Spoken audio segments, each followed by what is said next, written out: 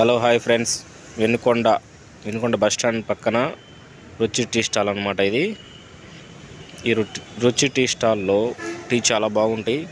వీళ్ళకి 2 బ్రాంచ్లు ఉన్నాయి. ఒకటి దస్తగిరి హాస్పిటల్ ఆపోజిట్లో ఉంటుంది, ఒకటి బస్ స్టాండ్ పక్కన ఉంటుంది.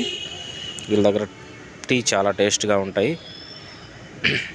వీళ్ళు బర్రె పాలు వాడతారు, ప్యాకెట్ పాలు అస్సలు వాడరు. వీళ్ళు బర్రె పాలు మాత్రమే వాడతారు. ఉదయం పూట 100 లీటర్లు, రెండు టీ స్టాళ్ళ మీద 200 లీటర్లు తెప్పిస్తారు. వీళ్ళు వేడి చేసి ఆ పాలతో టీ చేస్తారనమాట. టీ చాలా టేస్ట్గా ఉంటాయి వీళ్ళ దగ్గర.